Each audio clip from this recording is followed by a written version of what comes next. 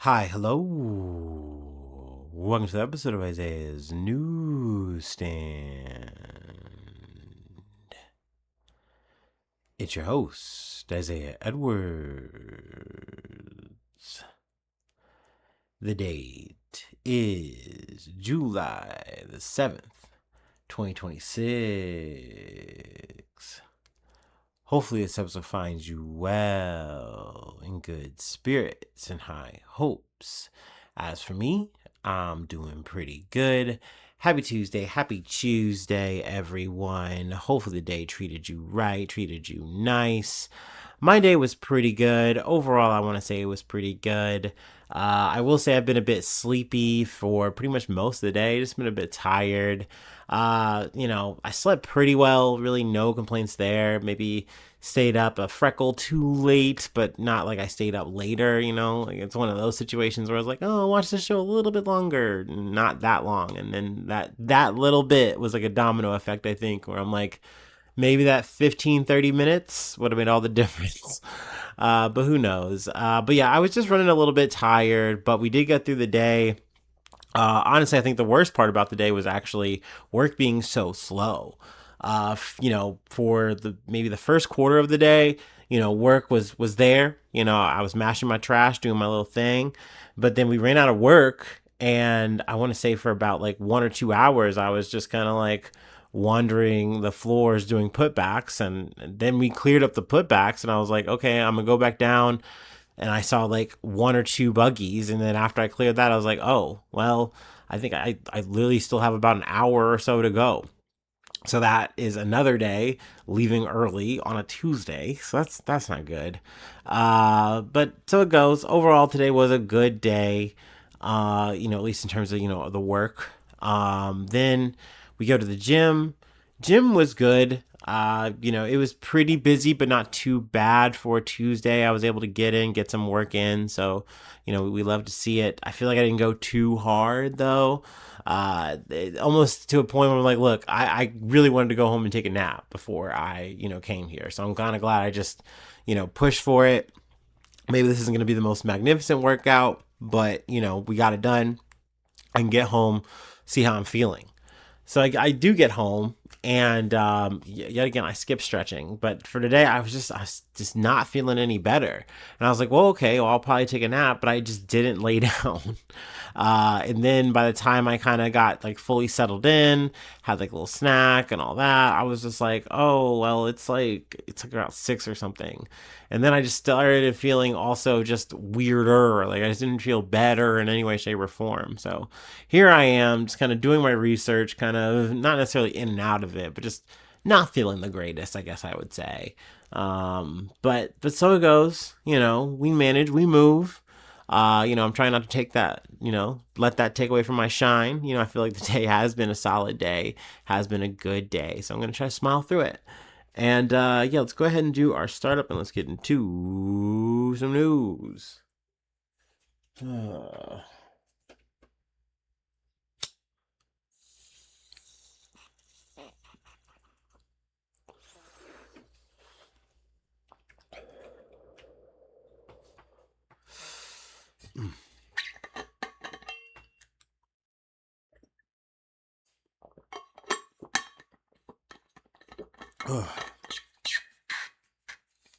all right. Our first story comes from Politico. Exclusive. Woman who dated Graham Platner says he sexually assaulted her. A woman who dated Maine U.S. Senate candidate Graham Platner says he forced her to have sex with him nearly 5 years ago, despite her repeated objections, an allegation Platner denies. The woman, a 41-year-old Maine resident named Jenny Ricote, detailed the alleged incident to Politico in 3 interviews over the past 2 weeks. Politico also spoke with a man Redico dated and confided in the years after the alleged incident, and reviewed documents, including emails between Redico, and I'm sure I'm fucking her name up, and I'm really sorry about that, and her therapist, and messages between Reiko and an acquaintance whom she warned against getting involved with Platner years before he ran for office. Reiko said she had an on-again, off-again relationship with Platner, who is now the Democratic Senate nominee in Maine. For more than 2 years before he entered her rural Maine home, uninvited one night in late 2021, deeply intoxicated, and forced himself on her while she repeatedly told him to stop. She said she cut off contact with him after telling him the encounter was not consensual. I'm going to skip past her same here because it's a bit graphic. But Platner denied the allegations.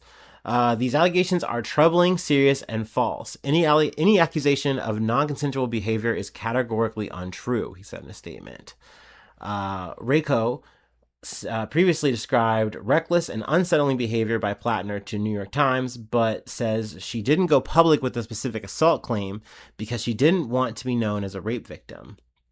Reiko said she later felt compelled to go public about her experience because the reaction to the Times story was dominated by controversy about another woman, Lindsay Fifield, I believe it's Fifield, who alleged Platner mistreated her and faced attacks because of her ties to the Republican Party.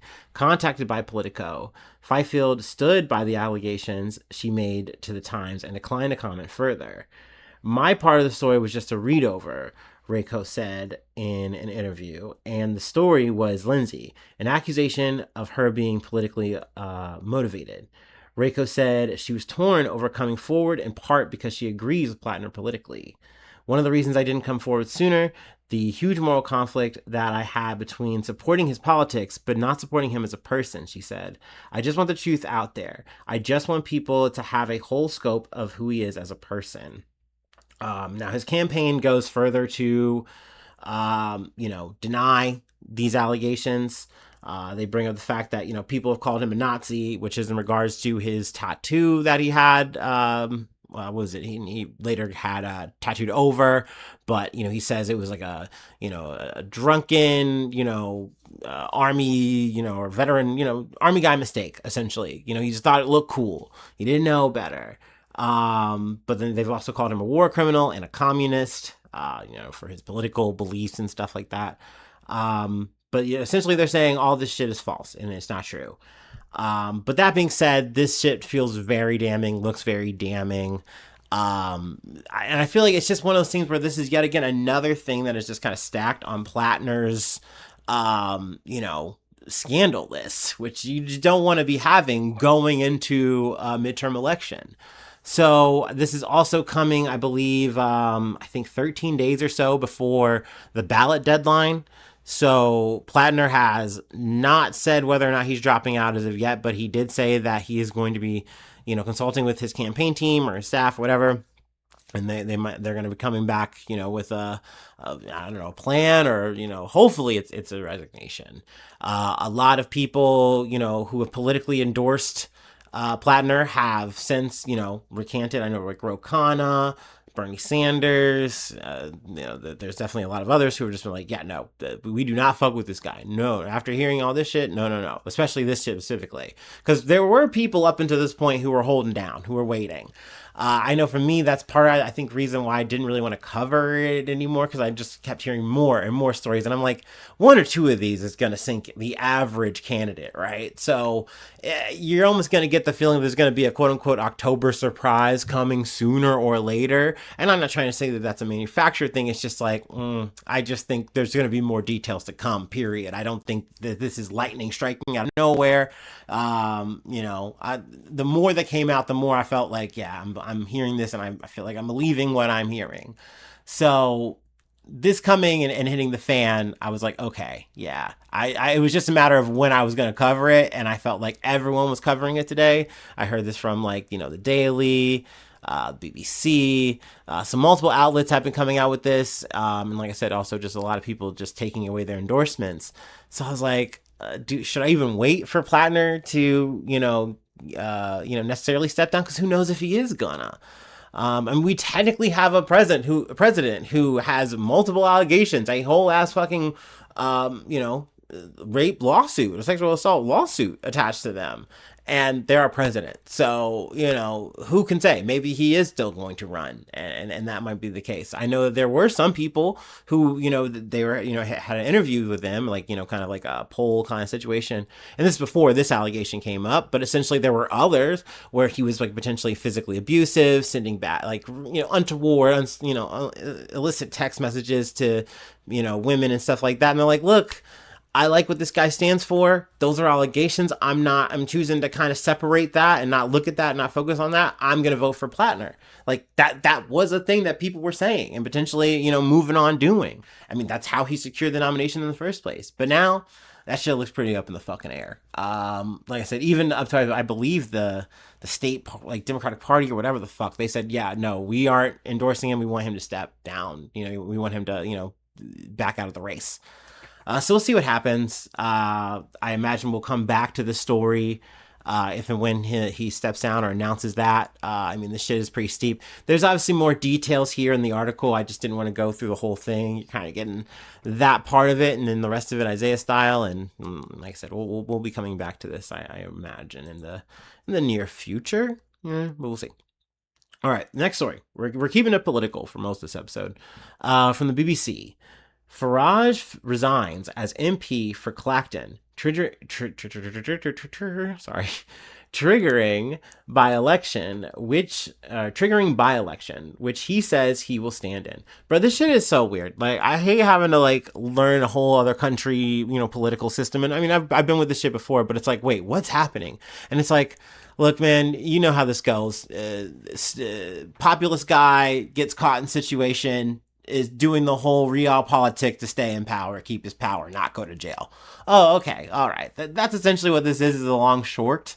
But we'll read a little bit of these bullet points because, dude, I love this about the UK. Whenever there's some political thing, they like heap on themselves the drama. They're like, oh my God, it's just so crazy. We're going to give you live minute-to-minute updates. Like, brother, like there's not really much to be said here, but I know they're going to be talking about this shit probably for the next 2 to 3 days at least. Anyway.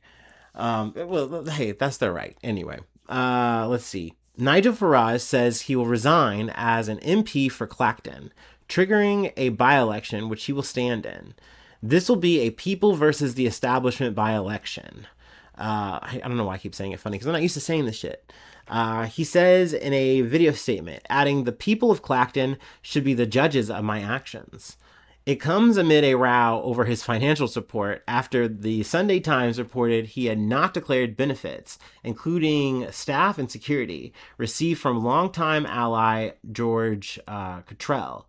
Farage says he has done nothing wrong.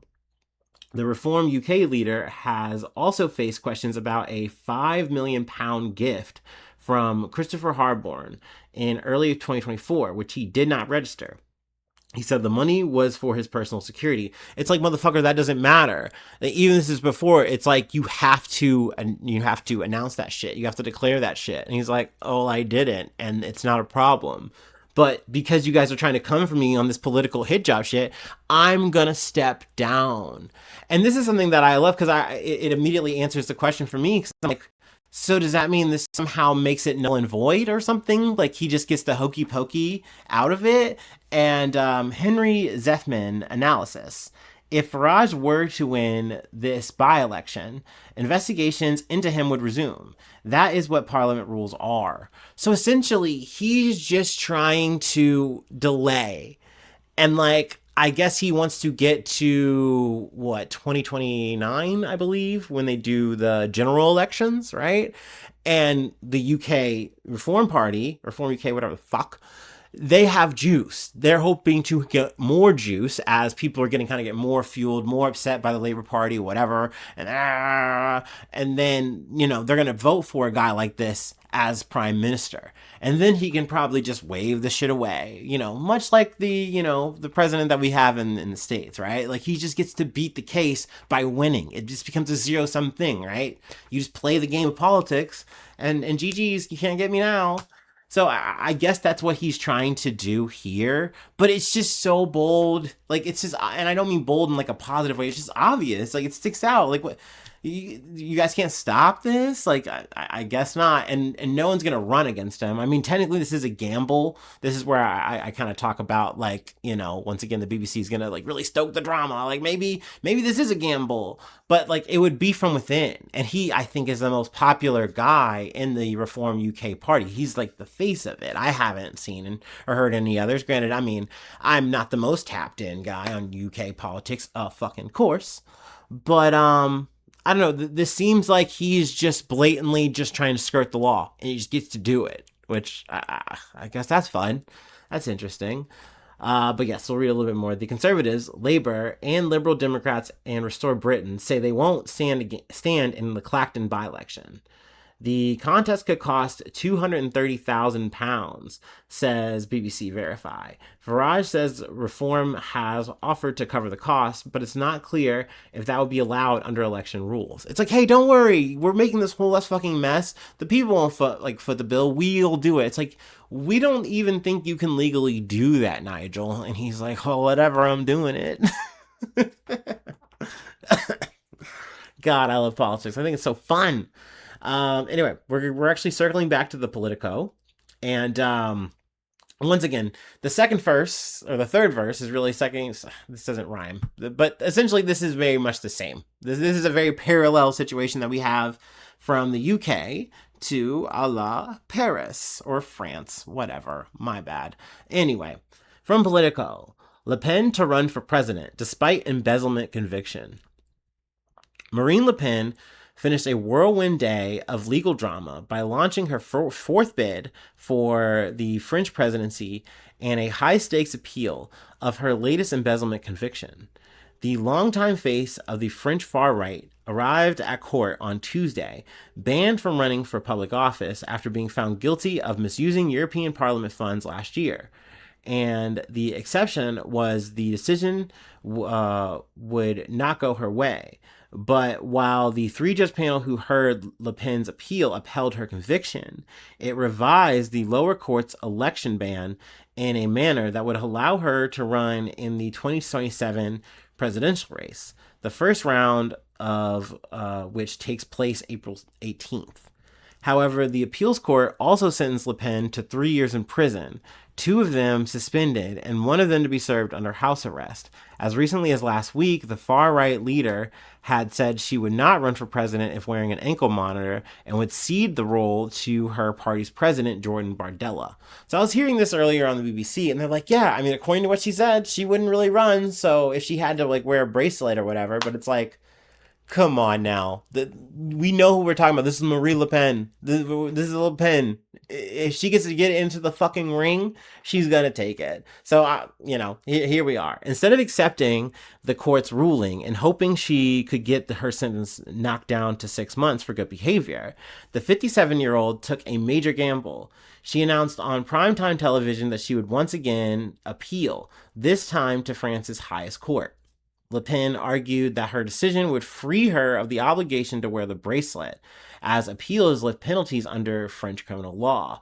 But the new trial before the Cour de Cassation, whatever, could now take place in the middle of her presidential campaign, which just seems like a whole ass fucking mess when you could literally just hand the baton to Jordan Bardella and he's like, dude, you pass me the fucking rock and I got this shit. I will say all of the fucking populist dog whistling bullshit that you want. I'm gonna be as anti-immigration and all this shit. Like, come on, you know I got this shit. I'm gonna wreck the party. I'm gonna be crazy like you want. And like, he's a darling amongst these fucking freaks. Like, they fuck with him. But at the same time, they fuck with Le Pen too. So I get it. Le Pen wants her moment. She wants her time in the fucking sun. And she's willing to risk it all and essentially blow her party shot, which, I mean, I would love to see. I don't want to see any of these motherfuckers in power. But, and also to say too, is it that much of a gamble? Because yet again, just like the Nigel Farage situation, just like the Platner situation, I get to reference good old fucking Donald Trump, that fucking evil old codger, and he got to make it work. And these people know that that is a model that they can just kind of lean on in this day and age, and like, it'll work for them most likely. Like, maybe they are bulletproof just like that guy. That's what they're telling themselves at least. So yeah, I guess we'll fucking see. But like I said, I really hope that this blows up on all of them. I also think it's frustrating that yet again you see another legal situation, much like the Trump thing, where it's like, why couldn't they move fast enough? Why couldn't they like actually lock this motherfucker up? Like handle the fucking job. Like this person did an illegal thing. Just do why isn't the system working like for these people? And it's like because they just get to be above it somehow, some way. They just get to skirt around it. Yes, they knowingly did embezzlement, but they're just not going to actually serve any jail time or anything for it. At worst, they just get a little monitor, a little ankle monitor, which once again she might literally be able to float through. So in that regard, I find this to be the most frustrating thing. But these motherfuckers are on the rise. I hate to say it, I hate to see it, but we'll see how this fucking shit goes. Anyway, let's move on. We have another thing. We're keeping it European. From the Guardian, Prince Harry and other claimants could face 50 million pound. Yeah, we're doing a lot of pounds. We're switching currency this episode.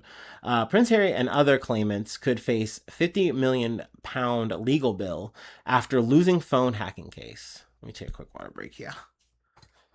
Ugh.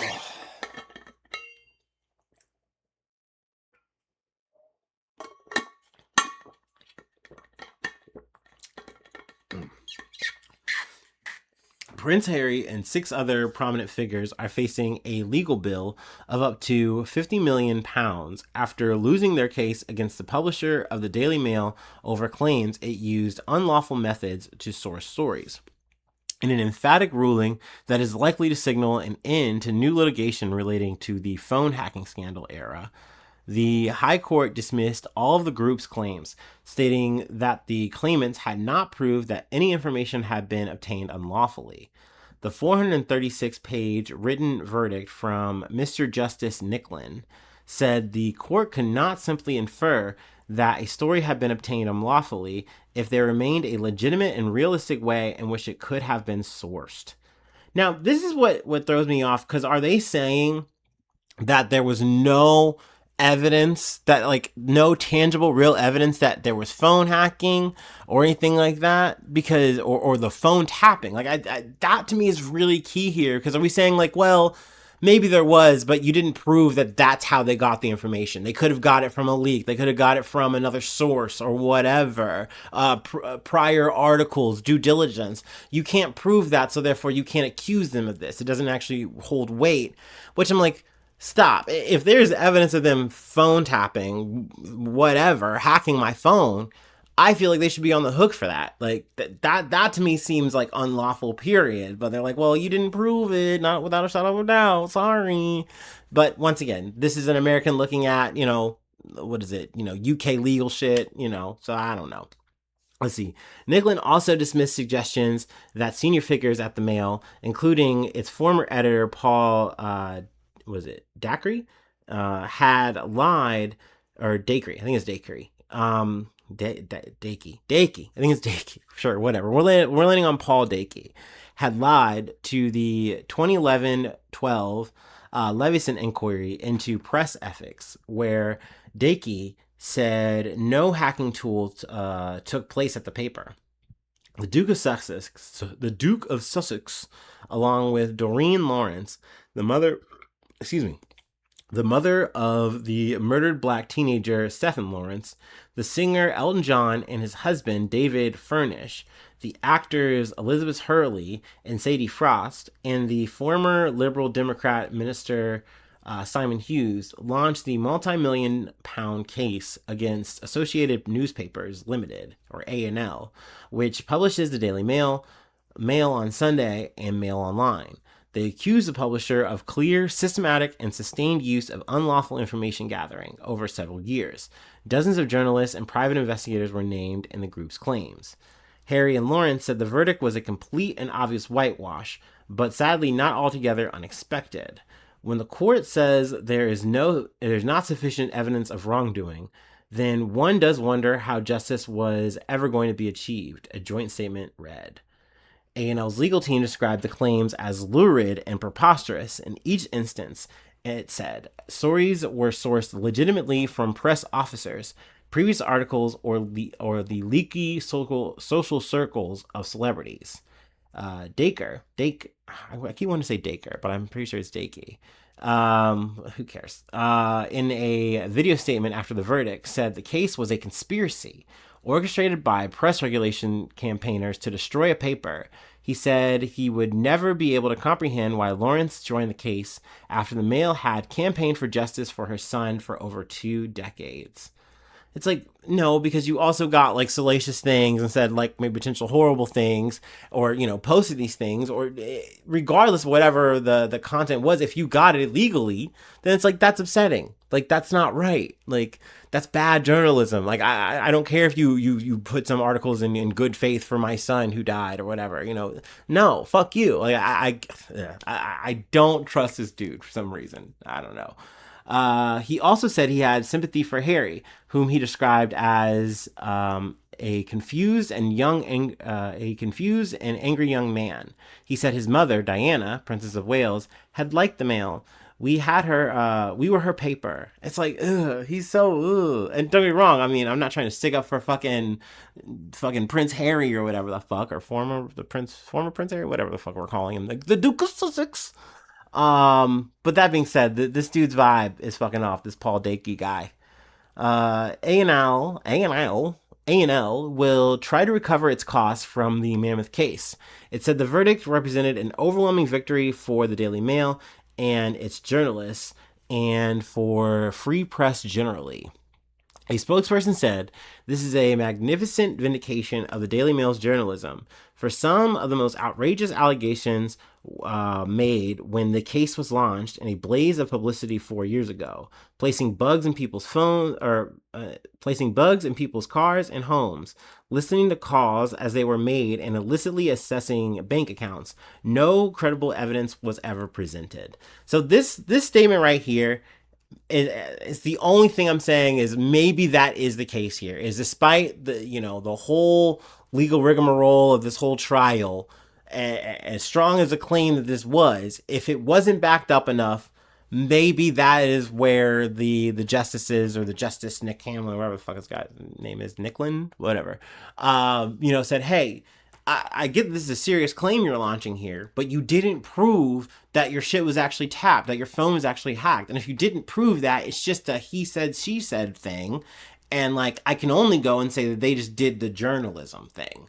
You know what I mean? Like, I know I'm explaining this very fucking poorly, but if that is the case, and that is how it played on the trial, because I know I only touched on this story maybe like once or twice. We really didn't, we weren't glued to this one.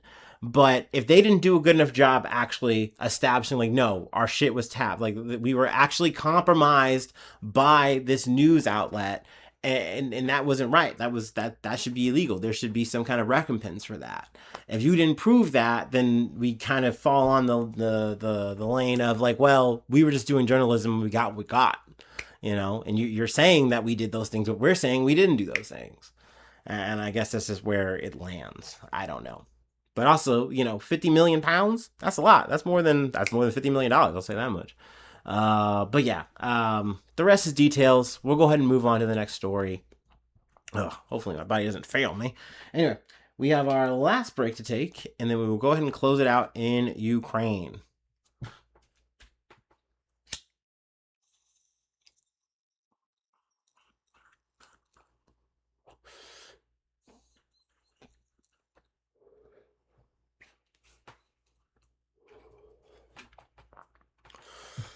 Ooh.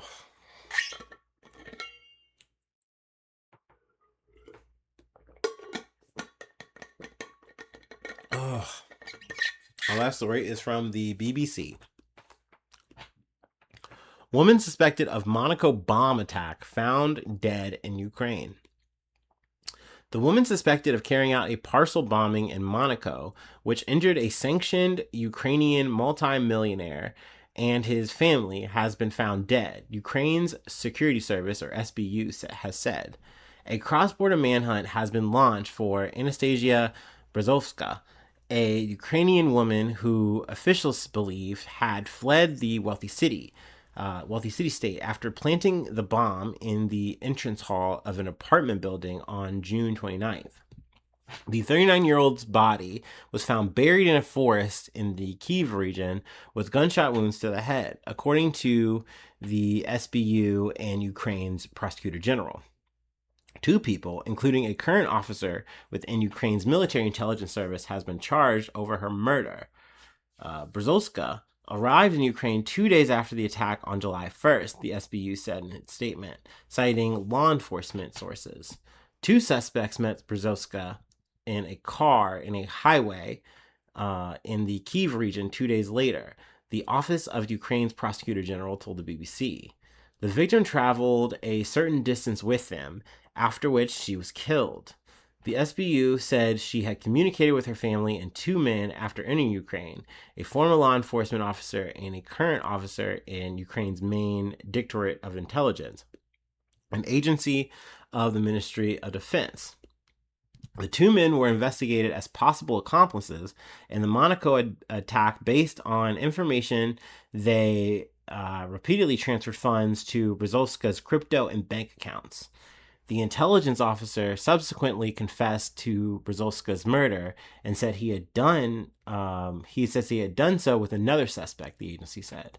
Both men have been charged with intentional murder committed by a prior conspiracy by a group of persons. The SBU said a basement room resembling a torture chamber had also been found during a search for the former law enforcement officer's home in the Kyiv region. Ukraine's prosecutor general said it had no evidence the room had been involved in Berezovska's case, and that it simply reflects the profile of one of the suspects. Which is like, this weird. This is a weird fucking story. His office released a video of the room which showed a mat dotted with what appeared to be small spots of blood, two axes, a pickaxe, tarpaulin spread on the floor, and a large bag are also visible. It's like, bro, is this your torture murder room? Like, and they do go out of the way. They even added a correction at the end of this to say, like, they aren't saying that Berezovska was taken there. But that being said, these dudes, one of which has this room attached to them, was sending her money and is involved in her death, in which they shot her and then buried her in a forest. But let's keep reading. Monaco's deputy prosecutor Morgan Raymond said Berezovska had spent days casing out the residence and was disguised as a man. She's a man, baby. Yeah, I don't know why I did that. Spy Who Shagged Me's has been on my brain, I guess. During the attack last Monday, three people were injured. Two of them seriously, when a package exploded just as they entered the building shortly after 2100 local time. Berezovska was believed to have fled in a hire car to Italy and onwards to Germany, where special forces searched an apartment rented by a 39-year-old Ukrainian woman currently on the run in the central state of Hesse on Thursday. Police said. Interpol issued a red notice alerting police worldwide that she was a fugitive wanted for attempted murder, placing an explosive device on a public road with criminal intent and criminal conspiracy on Friday. The SBU and Ukrainian authorities had shared all available information with officials in Monaco, with who its prosecutor general was in close cooperation. Law enforcement authorities were working to identify other suspects in the attack, it added. Authorities in Monaco have not yet confirmed the victims' identities, but local media reported Vadim Yermoliev, his partner, and his 13-year-old son have been targeted. Yermoliev, a real estate developer, was named the 39th richest Ukrainian by Forbes magazine in 2020, with a reported fortune of $230 million. He has major interests in wine and alcohol in Crimea, which Russia illegally annexed in 2014 and has been a subject of sanctions imposed by the government of Kyiv since 2023. So this is where I get fucking confused. And I don't want to wildly speculate, right? But like, I don't know. Like, are we saying that this was something that was done by Ukraine and then maybe potentially these two dudes were like, okay, we gotta like silence this person. Was this just a solo thing? I don't want to get too conspiratorial and say, well, maybe this was like a corruption thing or like a Ukrainian, it goes all the way to the top thing. I don't know. It confuses me because then what is the other option, right? Like this is from the Kremlin side, this is from the Russia side, and like because this guy is a rich Ukrainian, and we have maybe the reach to get this, like that's the angle, and we're gonna use these Ukrainian guys. I don't know. That feels a little bit more convoluted.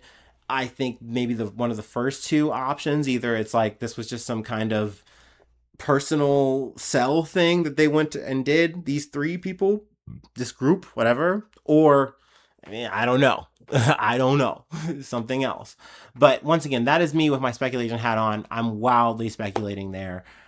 I had initially heard the story when the bombing happened, and I was like, okay, that's interesting. But no one had died. So I was like, okay, I feel like the story technically isn't there yet. Let's at least, and the person was on the run. So I'm like, let's see maybe if we can, what happens if the person pops up, or maybe there's another bombing attempt or another assassination attempt or whatever. I didn't know. And there was other stories going on. So this kind of fell through the cracks a bit. But then when she pops back up dead, I was like, okay, we definitely have a whole story now, right? And not to mention two guys on the hook for it, both of which tied to Ukrainian government.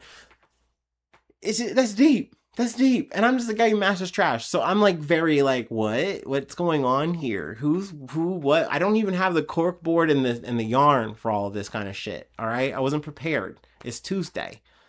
But anyway, I wanted to yap about that for a little bit and just kind of go through that story, call it a little bit of a catch up there. I mean, technically, we'd have a few updates, a bit of the usual suspects in a while. We haven't talked about Marie Le Pen in a while. That's for fucking sure. Didn't have that on my bingo card. But I totally fucking should have, because these motherfuckers don't die. They don't die. You don't lock them up, apparently. So anyway, that's it. That's all we have for today. That's gonna be the episode. Thanks for putting up with me. Thanks for bearing with me here. I know I got a little bit in the weeds there, a little chopped up, but hey, we're making our way downtown, so to speak. But that's the episode. If you'd like to help out, support the effort, I do have a Patreon. Patreon.com/Isaiah News. Become a newsy today. Free ways to hit me up, IsaiahNews1@gmail.com. Feel free to follow me or the podcast on any of the socials. Subscribe to YouTube, follow on TikTok, follow on Spotify, follow on Apple Podcasts, wherever you like to listen. Leave a like, leave a cool comment. Sharing is always caring. It's always a useful thing to do, but you don't have to do that, of course. Another thing that you don't have to do, but it is appreciated. All the stars, high reviews on Spotify or Apple Podcasts. That helps out, for the algorithm. It just makes me look good. It's nice. But if you don't, that's okay. If you don't, you don't even hit any of those buttons or whatever, you just stumbled upon this, I'm just grateful that you've made it all the way to the end. And hopefully you didn't hate it. Hopefully you enjoyed some parts of this, enjoyed a little bit of this. You laughed at my pain. I don't know, man. Hopefully this was interesting infotainment for you. I'm trying to do that. That's my shtick. But yeah, thanks so much for tuning in. Thanks so much for being a friend. And hopefully I see you soon for some more good news. I love ya. Bye-bye. Mwah.